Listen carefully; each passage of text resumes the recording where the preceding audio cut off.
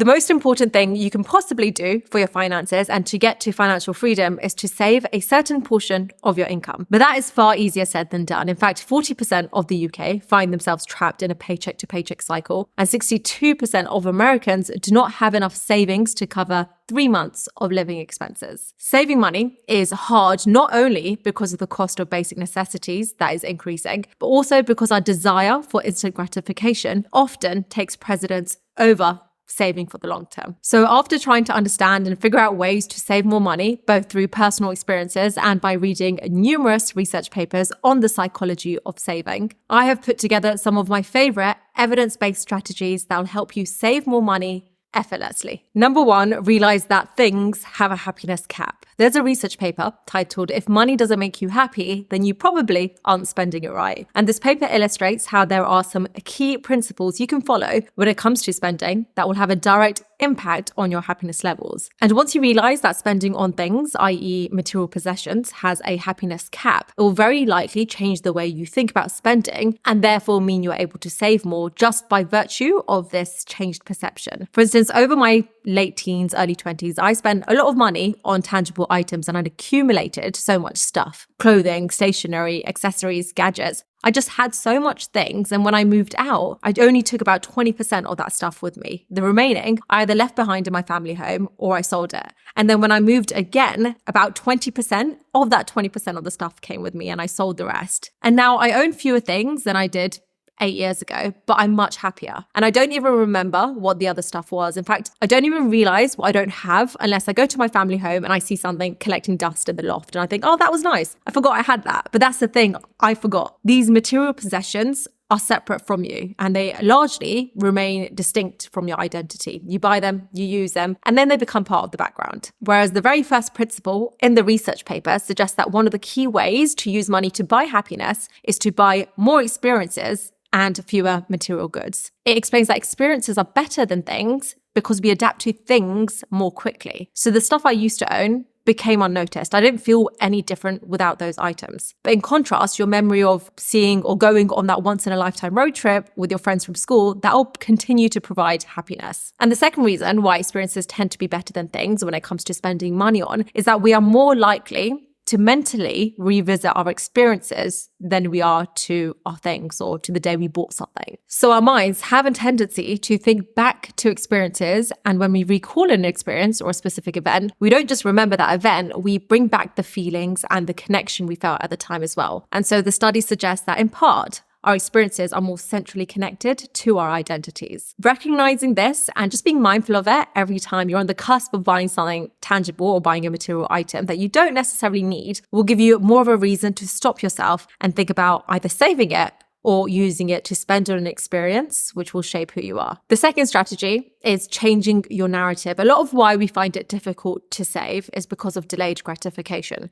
We don't get the same kick or the same reward from saving as we do from spending. But if we can attach meaning to savings, we can increase the value of the future reward in the present. And there's a study that I found really interesting in the paper titled "Leveraging Psychological Fit to Encourage Saving Behavior." The study analyzes the saving rate between two groups of Indian households. And the first is asked to save as much as they can on a weekly basis. And then the second group is asked to save as much as they can on a weekly basis, but they're asked to put those savings in an envelope with a photo of their children on that envelope. Is going towards them. After 15 weeks, those that had saved in the envelope with the photo on it had saved just under 12% more than the group without the meaning attached to the saving. And not only did those households save more, but they were less likely to deplete those savings through spending. We don't all have the same narratives, and the paper clearly suggests that not all saving goals are created equal. While saving for your children might be a motivating factor for one family or for one person, it may not be so motivating for another person. And so to close that intention-action gap, we need to better understand what motivates us to make that sacrifice now and make our saving goals aligned with our motivations. And I find that many people save without really having an end goal in mind, but doing this makes the whole idea of saving a bit of a chore and not something you want to do. It makes it feel like you're missing out. But when you create a meaning around the saving, it makes you much more likely to save. Maybe the idea of renting a home makes you feel anxious and you want a place you can call yours. It gives you peace of mind.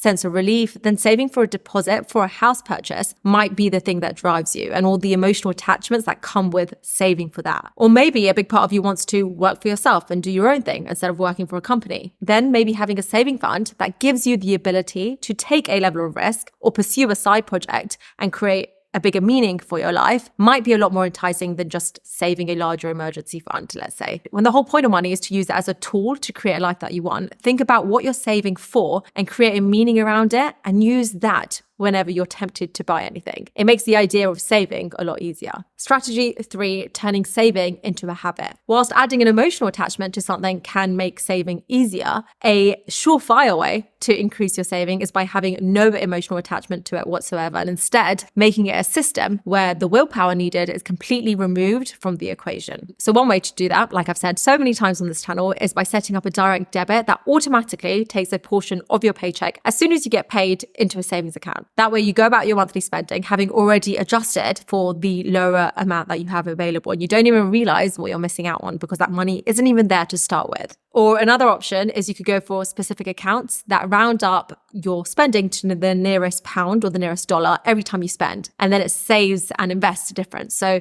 for instance, say you spend $4.35, it will round up to that next dollars. It will round up to $5, and the difference, the 65 cents, will be saved and invested for you in the background. I mean, the catch here is that you need to spend more to save more. So while this can work for some people, I'd recommend going for option 1 instead. Strategy 4, understand different focal points. And this is a bit of a work in progress. Finding the right balance between enjoying the present and planning the future is an art and is a continual work in progress. During my early 20s, I was all about living life to the max and being really spontaneous and the thrill of living in the moment. And this thinking made me spend everything I earned, and it came at a cost. The cost was probably staying in the same place, and one that I didn't really want to be in for far too long. Then I went through a whole other phase, and that was almost as a reaction to my earlier spending. And this time I was saving twice as hard. Everything I made was saved. I operated with a singular focus to accumulate enough money to one day quit my job and do something that I wanted to do. A journey that I'll be sharing in a video coming up. But like the pendulum, that swings from one extreme to another. And whilst both of these approaches taught me different things at different points in my life, neither of them was sustainable because they didn't capture the essence of a truly balanced life. And that's fine. You may need to go through extreme phases of saving to be able to get that balanced life later on. But it's only now that I'm learning the art of balance. It's learning exactly how and where I want to spend and what I just don't care about and don't need to spend on. True balance, I've learned, isn't about strictly following one philosophy or another. It's about trying things out, knowing yourself, and adjusting your approach based on what you prioritize in a given time. On that note, I'm super excited to say that I'm launching a free 3-day money-making workshop in November. And on day 2 out of those 3 days, I'll go into more detail of the stuff we've covered in this video. Psychology-based tips, saving strategies, the kind of accounts you need to boost your savings, how to cultivate a wealth-oriented mindset. We did one of these earlier this year, and I'll leave some screenshots on the screen so you can see some of the feedback and how much other people saved. You really don't want to miss this. Again, it is completely 100% free. If you're interested, you can use the link below to register. Thank you for watching and see you next week.